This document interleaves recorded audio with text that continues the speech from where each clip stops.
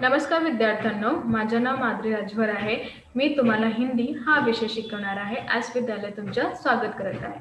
आज जो आपला समोर धडा आलेला आहे त्याचं नाव काय आहे? लिंग। व्याकरणचा धडा आहे आणि त्यांचं नाव काय आहे? लिंग। तर याबद्दल हा जे लिंगचा हा तिसरा सीझन चाललेला आहे। पहिल्या सीझन मध्ये आपण काय बघितले? लिंग यांची परिभाषा किंवा यांचे काही प्रकार बघितले। अजून दुसऱ्या सीझन मध्ये आपण बघितले की यांच्या काही जे शब्द जे खूपच महत्त्वपूर्ण होता स्त्री किंवा पुल्लिंगसाठी। तर याप्रमाणे आपण हा पाहिला। आता आपण पाहणार आहे यांच्या काही प्रश्न किंवा उत्तरे। तिसऱ्या सीझन मध्ये आपण काय पाहणार? यांच्या काही प्रश्न किंवा उत्तरे बघणार आहे। तर चला बघूया। बघा, तुमच्या समोर पहिला प्रश्न आलेला आहे की नाही? हो। तर पहिला प्रश्न आलेला आहे। पहिला प्रश्न काय आहे? प्रश्न पहिला, निम्नलिखित शब्दों में पुल्लिंग और स्त्रीलिंग शब्द अलग करो। तर इथे पहिला प्रश्न तुमचा काय आहे की निम्नलिखित शब्द इथे तुम्हाला दिलेले आहे। तर या शब्दांना तुम्हाला पुल्लिंग किंवा स्त्रीलिंग यांना शब्दातून बाहेर किंवा वेगवेगळा करायचा आहे। कळलं की नाही? हो। परत सांगते मी, इथे काही शब्द दिलेला आहे। त्या शब्दाला आपल्याला स्त्रीलिंगला वेगळा आणि पुल्लिंगचा वेगळा शब्द करून लिहायचा आहे। कळलं? हो। तर चला पहिला पाहूया शब्द कोणकोणता आहे। तर पहिला आहे तुमचा मनुष्य। काय आहे? मनुष्य म्हणजे माणूस। दुसरा आहे पुस्तक, तिसरा फूल, चौथा नदी आणि पाचवा काय आहे? हत्ती। काय आहे? हत्ती। आणि सहावा आहे किरण। काय आहे? किरण।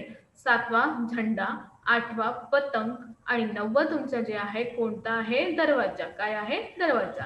दहावा तुमचा खिडकी, 11वा विद्यालय आणि 12वा बाजार, 13वा सूर्य आणि 14वा वर्षा आणि 15वा जंगल आणि 13वा यात्रा।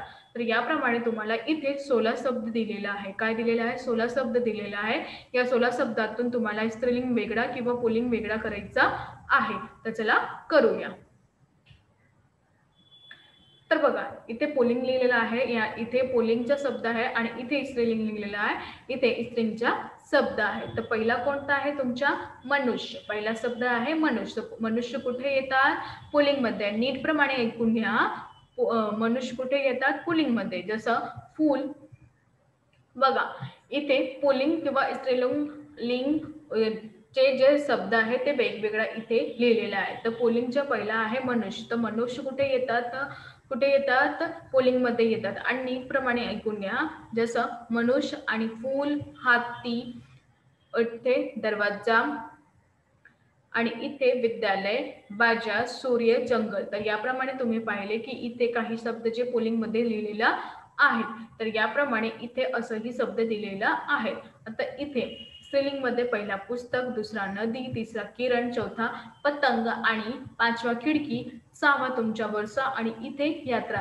तर याप्रमाणे पुल्लिंग याचा शब्द इथे दिलेला आहे आणि स्त्रीलिंग यांचा शब्द इथेही दिलेला आहे। तर याबद्दल तुम्हाला पण असंही लिहायचं। इथे एक शब्द हे जे विसरले आहेत, तर याप्रमाणे तुम्ही शोधून लिहायचं आहे। कळतं की नाही? कळतं की नाही? लवकरच लवकर सांगा। हो। तर याप्रमाणे असा शब्द असंही दिलेलं होतं। आता आपल्या समोर आलेला आहे प्रश्न दुसरा। कोणता? प्रश्न दुसरा। तर प्रश्न दुसरा काय करायचा आहे ते आपल्याला बघायचं आहे। तर चला बघूया। तर दुसरा प्रश्न आहे, निम्नलिखित शब्दों के स्त्रीलिंग रूप लिखो। आता इथे काय करायचं आहे तुम्हाला? जे निम्नलिखित शब्द आहेत त्यांचं स्त्रीलिंग रूप लिहायचं आहे। तर इथे पहिला होता पुरुष। तर यांचा काय होणार? स्त्री। यांचा स्त्रीलिंग काय होणार? स्त्री। तर दुसरा बुडा। तर यांचा काय होणार? गुडिया। काय होणार? बुडाचा गुडिया। भाईचा बहीण म्हणजे भाऊचा बहीण आणि इथे बेलचा गाय, सिंगचा सिंहणी आणि इथे बंदर यांचा बंदरिया। काय होणार? बंदरचा बंदरिया। मोर मोरणी। मोरचा काय होणार? मोरणे। शिक्षक शिक्षिका। तर याप्रमाणे तुम्ही इथे बघणार की 8 शब्द दिलेले होतात जे पुल्लिंग मध्ये होतात आणि त्यांचं रूपांतरण कसं बद्दल केलेले आहे? स्त्रीलिंग बद्दल केलेले आहे। तर असंही इथे दिलेलं आहे। कळतं की नाही? हो। तर याप्रमाणे असं दिलेले होता। तर तुम्ही नीट प्रमाणे एक लिहून घ्या आणि स्वच्छ लिहून घ्या। तर अजून काय आहे बघूया।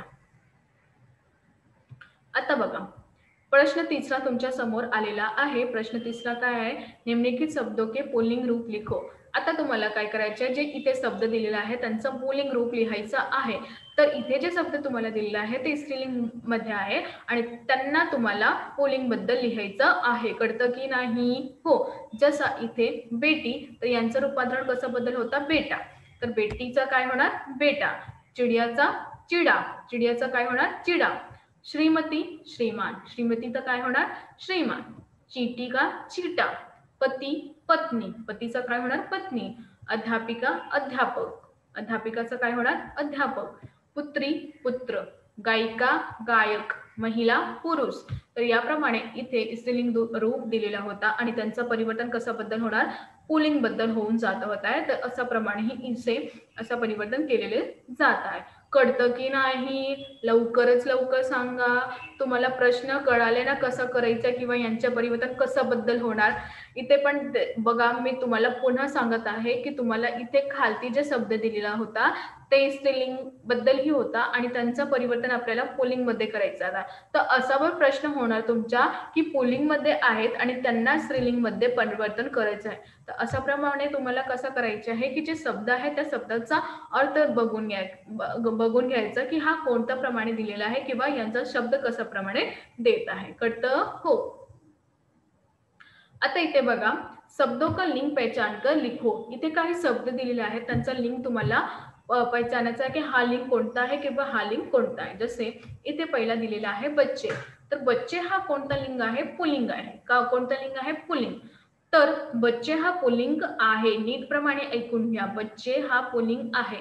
दुसरा आहे कारवाही. काय आहे? कारवाही. तर त्यांना कोणता शब्द आहे? हे कोणता शब्द आहे? स्त्रीलिंग. कारवाही कोणता शब्द आहे? स्त्रीलिंग. तर याप्रमाणे हा स्त्रीलिंग आहे. तिसरं जे तुमचं आहे चाय. तिसरा कोणता आहे? चाय. तर यांना आपण काय म्हणतात? स्त्रीलिंग असंही म्हणतात. तर याबद्दल असंही परिवर्तन होऊन जात आहे. आता चौथा मा म्हणजे स्त्रीलिंग. मा म्हणजे आई. आई म्हणजे काय होणार? स्त्रीलिंग होणार. अपराध म्हणजे पुल्लिंग. अपराधचं काय होणार? पुल्लिंग होणार. तर याबद्दल असंही परिवर्तन केलेले आहे. सहावा आहे आपला सफाई म्हणजे स्त्रीलिंग. सफाई काय होणार? स्त्रीलिंग होणार. आता सातवा तुमचा आहे खाना. तर खाना काय होणार? पुल्लिंग. काय होणार? पुल्लिंग. तर याप्रमाणे खानाचे आहे ते पुल्लिंग आहे. आठवा तुमचे आहे सजा. सजा काय होणार? स्त्रीलिंग. काय होणार? स्त्रीलिंग. तर याप्रमाणे सजा काय होणार? तुमच्या स्त्रीलिंग ही होणार. आता नववा जवाब म्हणजे काय होणार? पुल्लिंग. नववा जे आहे तुमचा जवाब याचं काय होणार? पुल्लिंग. तर यामध्ये असंही परिवर्तन केलेले आहे. आता दहावा. दहावा काय आहे तुमचा? आदर. आदर म्हणजे काय? पुल्लिंग. तर आदर तुमच्या कोणता आहे? पुल्लिंग. असंही परिवर्तन केलेलं आहे. आता अकरावा काय? शैतानी म्हणजे स्त्रीलिंग. शैतानी म्हणजे काय झाला? स्त्रीलिंग झालेला आहे. 12वा लड्डू. तर म्हणजे काय? पुल्लिंग. लड्डू यांचं परिवर्तन केलेलं आहे. तर हा कोणता आहे? पुल्लिंग. यामध्येही परिवर्तन करून जात आहे. तर अशा प्रमाणे असंही परिवर्तन केलेले जात आहे. तर कळलं तुम्हाला? काही शब्द दिलेले आहेत त्यामध्ये तुम्हाला स्त्रीलिंग पण शोधायचं आणि पुल्लिंग पण शोधायचं आहे. तर याप्रमाणे तुम्ही पण असा एकदा काही प्रश्न जे आहे ते करून घ्या. जेव्हा तुम्ही करून घेणार तेव्हाही तुम्हाला समजणार आहे. कळलं? हो. तर आज आपण काय शिकलो? आज आपण शिकलो की लिंग यांची परिभाषा कशाप्रमाणे होऊन जात आहे किंवा यांचे काही प्रश्न किंवा उत्तरे बघितले. तर हा जे प्रश्न किंवा उत्तरे होते हे कशाबद्दल होते किंवा यांच्या प्रश्न कशाबद्दल होते हे आपण पाहिले. काही क्षणात असं पण होतं किंवा काही वेळ असं पण प्रश्न विचारून जात आहे की जे स्त्रीलिंग आहे त्यांचं परिवर्तन आपल्याला पुल्लिंगमध्ये करायचं आहे आणि जे पुल्लिंग आहे त्यांचं परिवर्तन आपल्याला स्त्रीलिंगमध्ये करायचं. तर हे तर सोपे आहे. आणि इथे असं पण प्रश्न दिलेले होते की खूपच शब्द दिले होते. जसं 19, 19 आणि 20 काही शब्द दिले होते आणि त्याबद्दल आपल्याला शोधायचं आहे की स्त्रीलिंगमध्ये कोणता आहे आणि पुल्लिंगमध्ये कोणता आहे. तर याबद्दल आपल्याला कसा शोध करायचा आपण किंवा कसं करायचं हे सगळं नीट प्रमाणे किंवा व्यवस्थित प्रमाणे तुम्ही करून घ्या. कारण की जो हा लिंग आहे हे व्याकरणचं रूप आहे आणि हा लिंगबद्दलही तुम्हाला काही प्रश्न येतात. जेव्हा तुमचा परीक्षा येणार तर त्याबद्दलही तुम्हाला काही असंही प्रश्न विचारून जातात, तेव्हा तुम्हाला नाही कळणार. तर हा सगळं तुम्ही जे वाचन करा ते व्यस्त आहे. तर याप्रमाणे तुम्हाला कसं करायचं आहे, हे सगळं जे शब्द दिलेले आहेत त्यांना एक रूपांतरण त्यांचं लिहून घ्यायचं आहे, की कशाबद्दल कसं परिवर्तन होऊन जात आहे किंवा कशाबद्दल कसा. तर याप्रमाणे तुम्हाला कळणार, की हा जे लिंग आहे त्यांचं परिवर्तन असाबद्दल असा, यांचं उत्तर येणार आणि असं होणार तर यसा. आणि कारण हा तर सोपं आहे की तुम्ही हा करणार. परंतु जेव्हा तुमचा शब्द असा होणार, की काही शब्द जे जोडून जात आहे किंवा जोडून तुमच्या समोर दिलेले आहे, त्यांना आपल्याला काय करायचे आहे, की स्त्रीलिंग जे आहे त्यांच्यामध्ये परिवर्तन करायचे आहे किंवा जे पुरुषलिंग आहे त्यामध्ये तुम्हाला परिवर्तन करायचं आहे. तर याप्रमाणे तुम्ही कसं परिवर्तन करणार, त्याबद्दलही तुम्हाला कसाही प्रमाणे परिवर्तन करायचं आहे. तर आज आपण हा खूपच महत्त्वाचा प्रश्न आपल्याला समोर आलेला होता, की कशाप्रमाणे आपल्याला परिवर्तन करायचं आहे. तर हा सर्वश्रेष्ठ महत्त्वाची गोष्ट आहे, की तुम्ही नीटप्रमाणे ऐकून घ्या. जेव्हाही तुम्ही ऐकून घेणार तेव्हाही तुम्हाला समजणार आणि तुम्हाला असं वाटतं, की काहीतरी आपण अजून यांचा शब्द भेटणार आपल्याला किंवा यांच्या शब्दाचा प्रयोग अजून भेटणार, तर हा सगळं तुम्ही करून घ्या. असं नाही की तुम्ही नाही करा, एवढ्यापर्यंत नाही थांबायचा.